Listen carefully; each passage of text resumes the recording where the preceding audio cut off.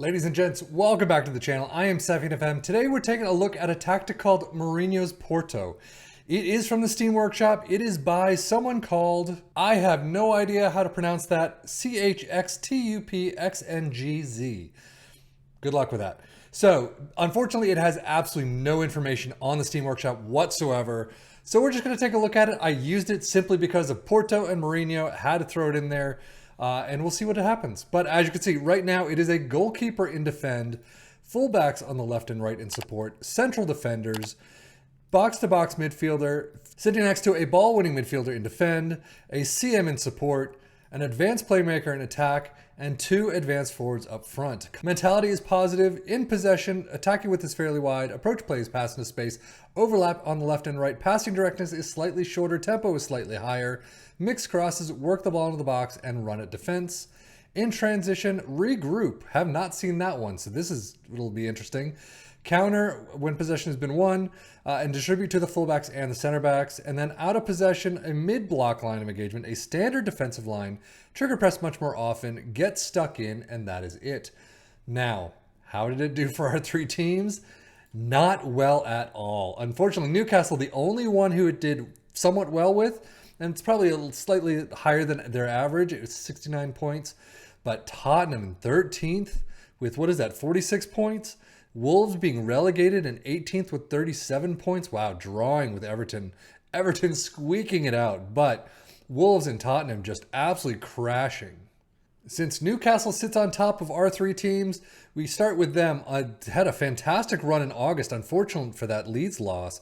But then into October, you start getting all the losses. Carabao Cup third round out against Fulham. Then you get the FA Cup third round shortly after against Southampton.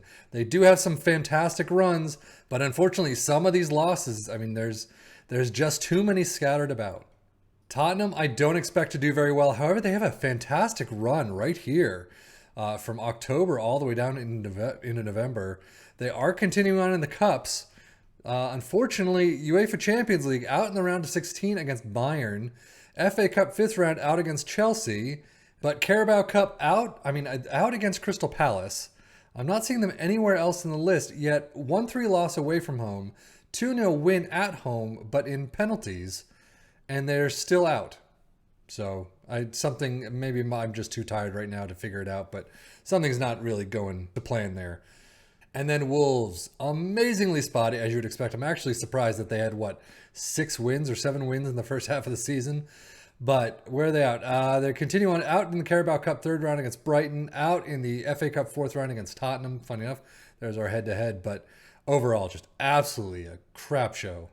So we do have transfers again. Transfers for Newcastle, nobody out. Ins, you've got a couple. You've got Ronnie Edwards, Andrew Fisher, Manuel Ugarte, and then Donny van de Beek. So you do have a couple of in there, and Manuel Ugarte is pretty good. For Tottenham, you do have Lucas Moura leaving. You have Hugo Lloris leaving.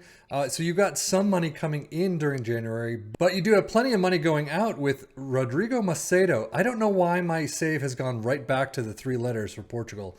But Braga, you've got Otavio from Porto, Livaja from Hajduk Split. You've got Bikian from Juve, Grifo from Freiburg, and Semedo from Benfica. For Wolves, you do have Tati going out to Sporting, and coming in, they have actually picked up quite a bit. Jorginho from Benfica, I don't know why Benfica's there versus SL, I guess it was the B team. Samu from somewhere, Ricardo Fernandez, and then Dani Mota. So they did spend some money this time around, which is rare for what they do. With transfers there, we've got the squad view. So we got Trippier with 40 appearances, Nick Pope with 39, Fabian Schär with 37 plus 1. Goals-wise, 17 for St. Maximin. Wilson with 16. Almiron 15. Isaac only 14 this time around. Very low. Trippier with 13 assists. And then St. Maximin with 10. A bunch of players on 8. Average rating, St. Maximin was 738. Callum Wilson, 722. Willock was 721. I don't know what happened to Isaac in this time. Something seems to be odd. He's only playing 26 plus 6. 13 goals, 7 assists. 7-2 up. And he's still doing a pretty good season. But why is he not playing at all? He was out for 3 weeks and 11 days, flu and then twisted ankle. I don't know, maybe that's it. For Tottenham squad, Son with 47 plus 3, Kane with 47 appearances, and Kulusevski with 45 plus 2. Goals-wise, only 22 for Kane, 20 for Son, Kulusevski with 12, Definitely not anywhere near what they usually are. Assist-wise, Danjuma and Kane with 10 apiece, and Kulusevski with 9, a couple on 8 and below.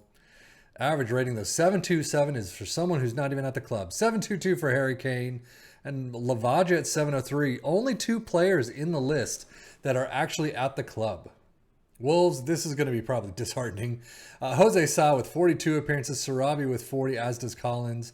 Goals-wise, 13 for Cunha, Kalajic with 6, and the Sarabi with 5. Assists, nobody even near the double digits. Sarabia with 6, Jimenez with 4, and Moutinho with 4.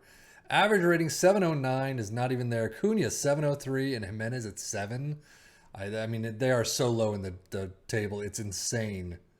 Data actually shows Newcastle quite decent defensively and then very good in attack. Some very strong attacking numbers.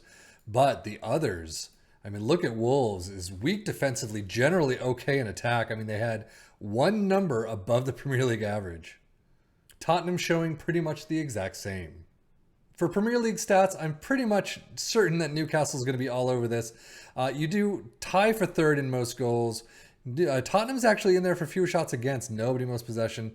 Dribbles made, all 3 teams are actually in there. It's surprising. Fewest conceded, you do have Tottenham. Goalkeepers doing some work. Tackles won, all 3 teams. Newcastle with 857. All 3 really tied up together. Best pass completion, nobody. Shots for, only Newcastle, and most points per game, Newcastle, as you would expect. St. Maximin and Callum Wilson get into the highest goals tally. Only 16 and 17, though. Most assists, Odegaard finally gets in there.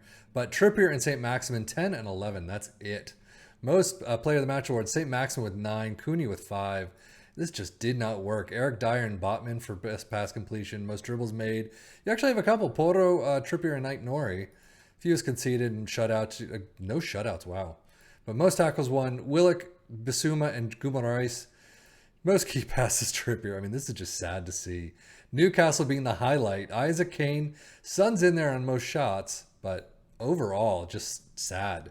And then when you look at the table, it even becomes more sad. But Tottenham really doing horribly. Wolves even worse. I mean, I shouldn't say Wolves even worse. They're 20 points lower of what you'd expect.